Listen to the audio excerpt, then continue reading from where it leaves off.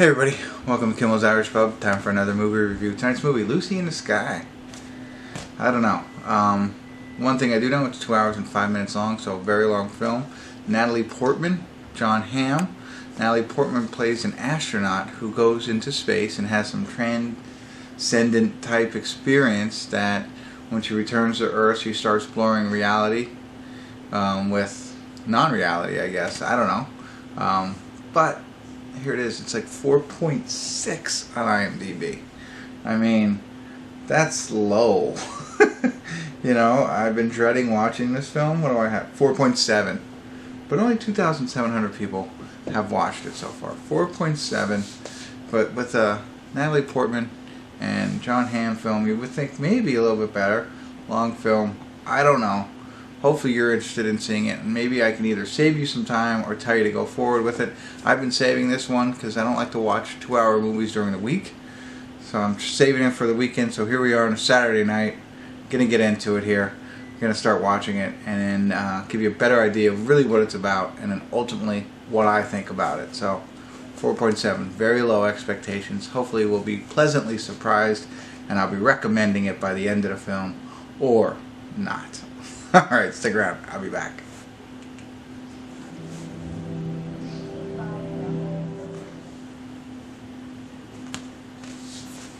Hey everybody, I want to do a quick check-in. We're watching Lucy in the Sky, and we're at the exact 1 hour mark.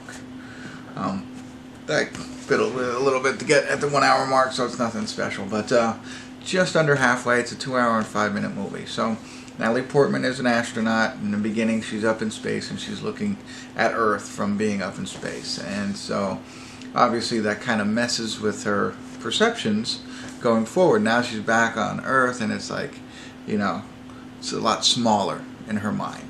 I had assumed that she was going to start seeing things maybe and reacting differently, but it's not. I mean, like, you know, I think she expands herself a little bit, but it's not. I thought it was going to be all mental kind of issues that she came back to and stuff like that, but it's not like that. I mean, she's changed her attitude a little bit, but it's not what I thought it was. Okay, John Hamm is another astronaut at NASA. He wasn't on the same trip as her, but now they're preparing to go to for another travel to space, and they're trying to pick the astronauts. So they're all in training, and he's in training with her. She's married. And I just found out with the guy from the PR guy from NASA. They've been married 6 years. With them is her niece. So her brother seems like a deadbeat dad, and for some reason the niece is now living with them. They don't have any other children otherwise. But they've talked about children. You know, maybe after the next trip they'll get together. But you know, they're married 6 years, whatever. So this trip, I have to talk a little bit about it. I don't think, but she maybe isn't as faithful when she comes back down. So that's kind of what's going on. That's really what the story is ultimately about. And if I didn't tell you that, I wouldn't be able to tell you anything. You know, she's you know, exploring her options as a woman, I guess, if you would say. And that's it. That's really what's going on here.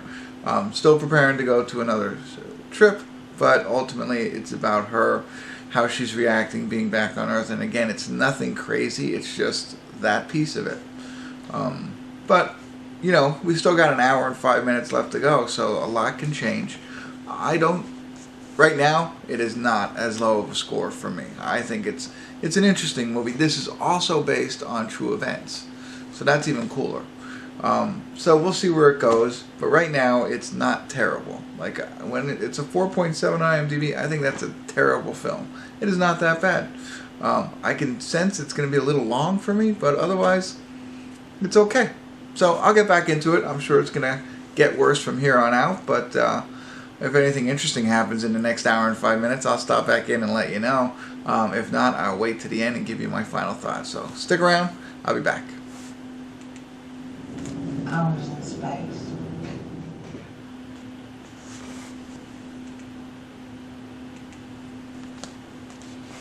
Hey everybody, we're at the credits of Lucy in the Sky, and I have to say, it's not bad. I am going to look up the lady's name, but I don't think it's. I don't know why it's a 4.7. I don't get it. I enjoyed it. I enjoyed it because I knew it was loosely based on real life events. So the real life event is the astronaut's name, Elisa Norwalk. And so you don't know what's all true and what's not true, but the movie goes on here, okay, as I was saying, and it's a little, theme of adultery, I guess, in a sense, and her fraternizing with the other astronaut, and that's key in everything that's going on. So, that seems to be going on maybe, and then things aren't ending up so great for our main character.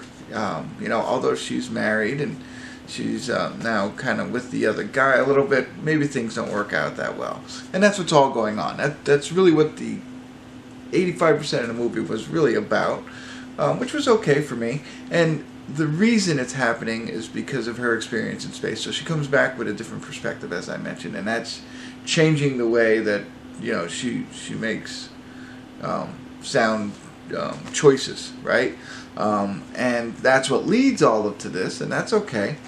So I found that very interesting. And then at the 1 hour and 35 minute mark, I'm pretty sure, right, it changes for us.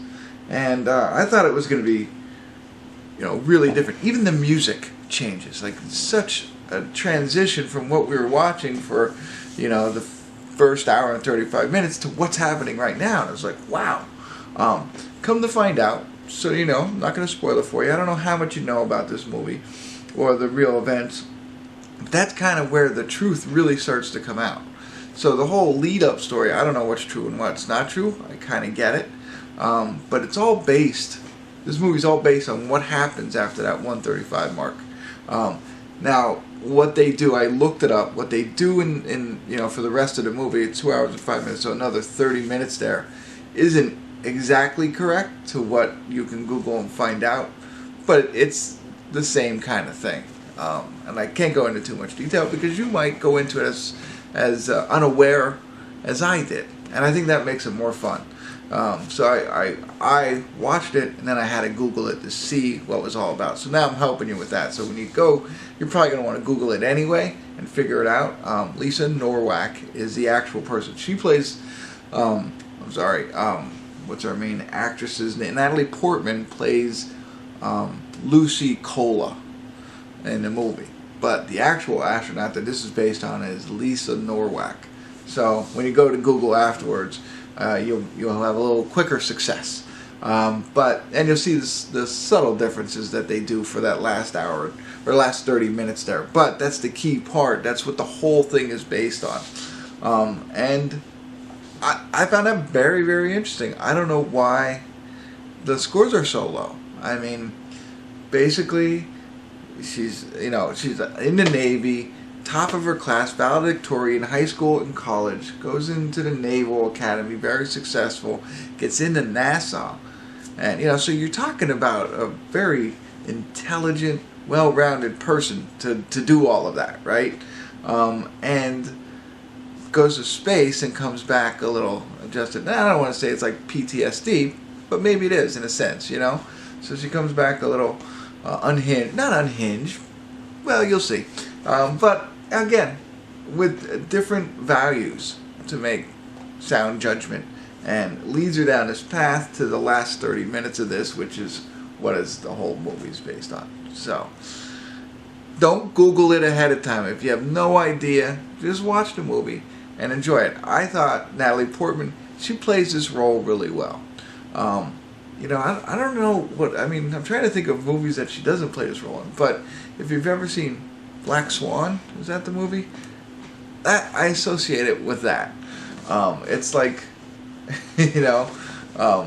Black Swan, Fatal Attraction kind of stuff. So, that I think she does a great job with that. Sometimes I'm not sure she has what seems to me like a southern accent. I think she loses it sometimes and it comes back, but I didn't pay that much attention. But other than that, I thought she did a good job in this role. So if you like Natalie Portman, you like her acting, this is enough. If you like the Black Swan and the way she acted in that, it's a different kind of movie, but that's what she does in this one. So I enjoyed that. I liked the storyline. I thought it was pretty interesting, and I liked the fact that it was based on a true story. So for me, 457 way too low. I was interested the whole time too. It's a 2-hour movie, and I really don't know if it was too long. Usually a 2-hour movie way too long. Like this review, probably too long for you. So let me get out of here, and I apologize for that, but I recommend it. It's worth watching. Don't believe the 4.7. I'm giving it, I think, a 7, maybe a 6. I don't know. I'm right in there, but around that, way above a 4.7. And I went in with low expectations, so maybe that helps. So check it out. Let me know what you think. Let me know if you think of her husband. You gotta feel for that guy. I don't know if he was depicted correctly. He probably is the one who wrote this movie. And you'll see what I mean when you watch it. And that's it. That's all I got for you. I'd love to hear your comments on the movie. What'd you think? And if you haven't already, subscribe to my channel and tell all your friends. That's it. I'm getting you out of here. Check it out. Thanks. And continue to tune in Kimmel's Irish Pub. Thanks.